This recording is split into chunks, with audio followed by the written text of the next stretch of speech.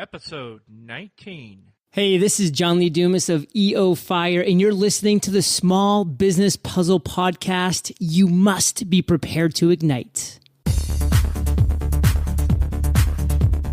Struggling to get your business online? You've come to the right place. Welcome to the Small Business Puzzle Podcast. Now, here's your hosts, Michael and Teresa Blaze.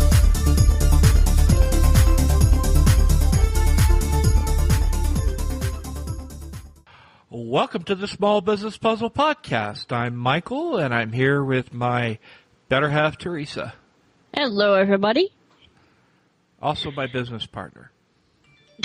Well, yes, basically. Firmly attached.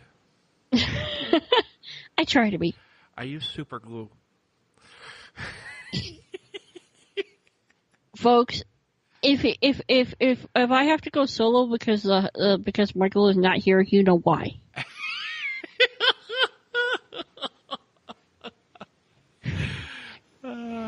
Yeah, one thing I love about podcasting is you can kind of let your hair down a little bit. Yes, be quite real. so. You don't have to sit Quite there so. and fake it, you know. Okay. So announcements. As we mentioned, we are celebrating International Podcast Day. Woohoo! Hashtag Podcast Day. Anyway, So we have decided to release 2 brand new episodes. So when you're hearing this, it will be International Podcast Day. Podcasting has come so far, and it has made such a change in our lives that, you know, if you're not podcasting and you really want to, you need to. It's fun. I enjoy it. I enjoy listening and... Where else can you be that intimate with your audience? I enjoy listening and I enjoy doing it. So. Agreed. So, and wanted to remind you again that we have a survey going. We want to see what you guys want us to talk about, what you want us to address. And that survey can be found at sbppodcast.com/survey. So, with all that being said, this episode is brought to you by eClincher. eClincher is a service we just started using. Our social media management is probably one of the weakest parts in our business, and we were looking for a solution. And eClincher has become that solution. It makes it really easy to monitor what's going on in the social media space and to post relevant things to multiple platforms all at one time instead of having to go to Twitter, had to have to go to Facebook, and have to go to Instagram and Pinterest, etc. So, you can find, if you want to try eClincher, they have a 14-day trial, so you can try it and see whether it'll fit your needs.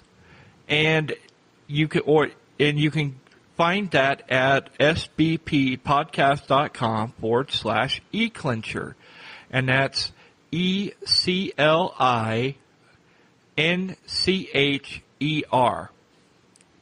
That is ECLINCHER.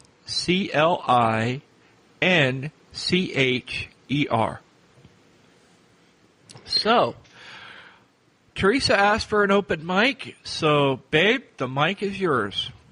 What are we going to talk about? We are going to talk about product development. Talking about Would you hush? We are going to talk about product development, but not in the way you think. Okay. When I think, all right, I'm going to give you 2 names. Okay? And I want you to tell me what you think of when you think of them. Okay. Go ahead. Samsung and BlackBerry. Obsolete. Fire hazard. Okay.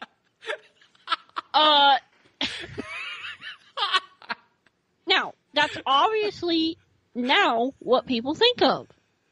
Now, how did it get to this point? Well, just recently, BlackBerry has announced that they are no longer going to do their own phones. They're going to outsource that to other people. In fact, they're going to switch to doing software for corporate for businesses and corporate entities. Oh wow, that is a switch. Yeah. Well, I mean, they're already doing it, but they're stopping developing their own phones.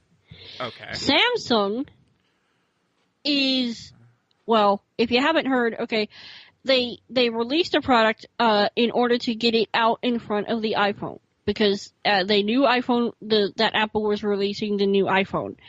Yeah, and yes, okay, they knew that was coming, and the word is they were hoping to get the new Note 7 out in front of them. The problem is, it was blowing up. Well, they recalled it. And they said, hey, guess what? These new phones are safe. Except they're still blowing up. Now, you wonder, wait, this is a marketing podcast. Why are you bringing up the tech news? Why? It's simple. Because she's a tech geek. Well, yes, I am. But I have a point to this. Okay. Go ahead and share your point. My point is, when you look at your product, okay, BlackBerry, okay, they made a shift in their business. They want to go, okay, we want other people to do our phones. But my question then becomes, well, what kind of quality control are you going to give those phones? Yeah, that's a really good point. Okay. Number two, Samsung. They had obviously a lack of quality control, and they're still having to deal with the press because, by the way Mike reacted, well, it's a fire hazard. Yes. And that is now well known when people talk about them. They don't talk about them as good phones, even though they might be. They talk about them as dangerous. They talk about them as fire hazards. Their branding is now the fire hazard of the cellular phone business. It's kind of sad because Samsung has put out some good products over the years. It's unfortunate that they've had this problem, but now, as a result of this incident and not having decent quality control and not getting on top of things quickly, now they've got a PR problem. Oh, they got a major PR problem, and that brings up. So there are two or three things that I wanted to bring out as a result of, that I thought would be a good example, and then I'm going to give you a positive example of how to handle a problem. Okay? Okay. One, don't, now I will say this for Samsung. They did recall and they did offer to buy the phones back and to replace them. Okay? But do not, if you put out a product and it turns out for whatever reason not to be your best quality work, you find out that there's something wrong, do not ignore it. Because if you do, your market will not ignore it, and they will tell you what they think of it in no uncertain terms. Boy, that's the truth, man, especially in the internet marketing space. If you put out a product and it is crap, they will let you know it is crap. Okay? Number two, there is no problem with outsourcing your product as in the case of BlackBerry. Okay? No problem with outsourcing your production. But if you do that, you had better make sure you have the most tight quality control you can possibly have when it comes to making your product. Totally agree. I mean, there's good companies out there that you can outsource to, private label products and so forth. Yeah. But if there's no quality control there, and you take that to market, oh man, you could literally be out of business. Oh yeah. So, Or that, especially if that product becomes I'm wondering how many, lawsuits are going to come against Samsung because of these phones. It's a really good question. I don't know, but like I said, they definitely have a PR problem. I would hate to be the one to have to sit there and go, okay, now we have to turn this around. Yeah. the first thing I would do is say, before I even touch that, you're going to make sure your phones are properly sorted. Yep. Make sure your phones are properly sorted and apologize for what happened and hope the market will forgive you. Yeah. The market does forgive. But if you are not transparent and you are not above board, the likelihood of someone, now from now on,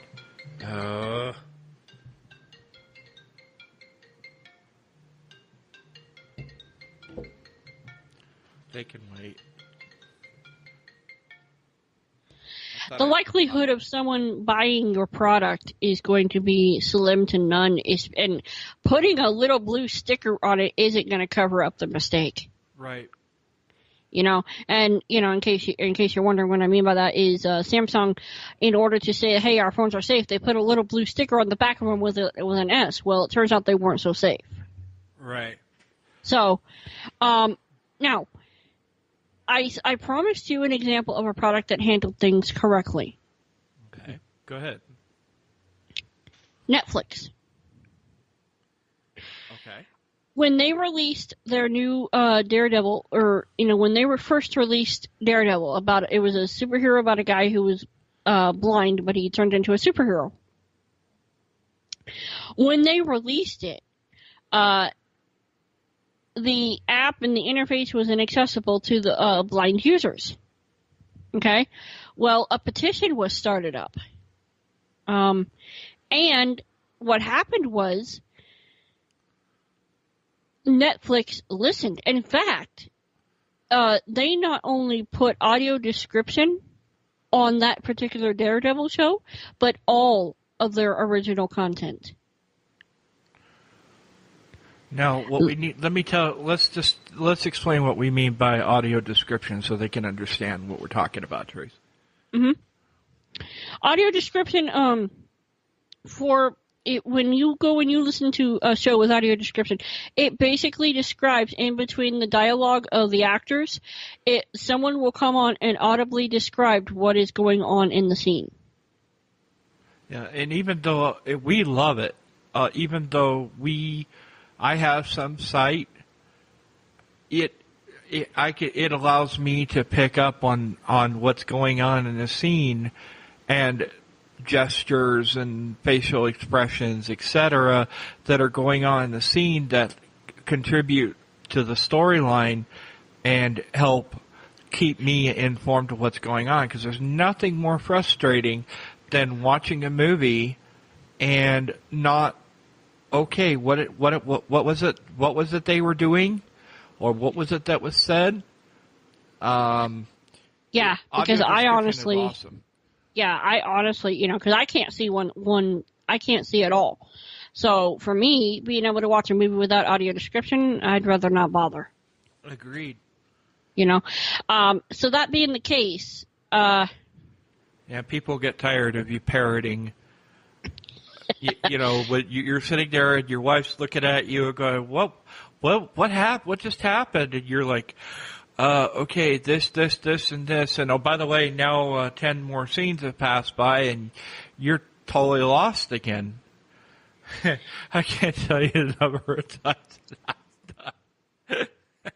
Yeah, so, but I wanted to bring that up as and I will give, I guess what I'm trying to say. To Netflix for doing that. Yeah, and it's not just because they did it because, people are blind. No, I'm not bringing that up simply because of that, okay? I'm bringing it up because it is an example of there was a flaw in the product that they released. Or not even, I wouldn't even call it a flaw, Teresa. I'd call it it's kind of silly, okay? It's a TV show about a blind hero that blind people can't watch. Yeah, there is that. Kind of an oxymoronic tendency there. And, I wouldn't call it a flaw. I think they've actually gone kind of over and above. I mean, I wish more shows had it, but the shows that do have it, and most of the new movies have it, thank God.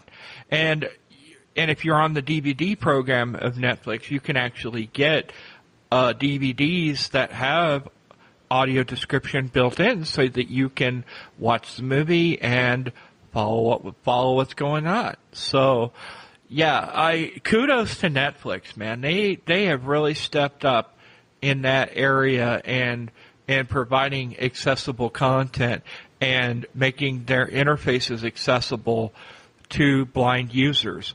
Unlike Hulu, I'm sorry to say. Hulu is a great service. We use it as well, but they have made no effort to do any kind of audio description or making their stuff more accessible. Hopefully, maybe somebody at Hulu will happen to catch our podcast and make that change. It's all about listening to your market, wouldn't you say, Therese? You know what? I would agree completely. It's a point of if you don't listen, then you will learn the hard way.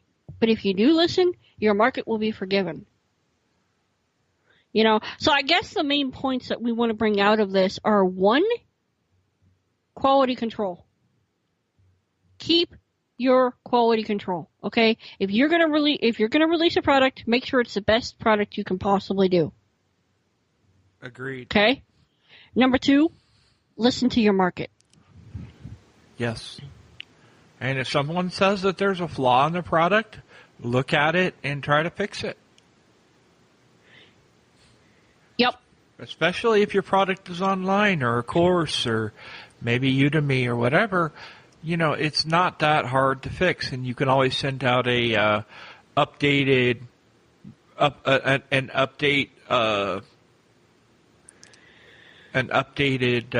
version to your audience. Agreed. So definitely want to listen to your market.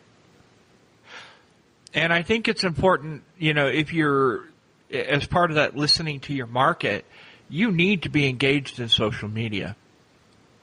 You need to have a Facebook page. You need to have a Twitter account. You need to be on Instagram. You need to be on Pinterest. Now, Instagram and Pinterest are, if you're not on all of them right now or you're just getting started, start with one and work your way up. But you need to be there so you can be listening to what your audience has to say. Because not everybody's going to email you. But if someone happens to make a comment about you in the social media space, you need to be aware of it so you can get on top of it. Or if they leave a bad review, for that matter. If they offer a bad review, you need to exit, or you need to answer that bad review. Yes. You need to get on top of it. Agreed fully. So, that's pretty much all I got, Mike. Okay, one quick strategy that I want to tell you guys about. The service is called Google Alerts. And what you can do is put in there the name of your company, the name of your product. Heck, you can even track what your competitors are saying. Yep. And you create an alert. And anytime that someone talks about a particular topic or talks about your company or uses your company name, you will be alerted. You'll be alerted. And it can come in your email. It can be on the website, or you can grab the feed and bring it in somewhere where you can read it into say, a feed reader. But what you can do by doing that is if somebody said something derogatory about you in the space, then you can address it. So, with that, go ahead, Trace. With that, I am Teresa. You are? Really? Yes. Okay. And I'm Michael. And this has been the Small Business Puzzle Podcast. Don't forget to take our survey and, follow us. Follow us on the social spaces. And you know what? Look forward to our next episode. Happy International Podcast Day, everyone. Bye. Bye. You've been listening to the Small Business Puzzle Podcast. To catch all our past shows, visit sbppodcast.com.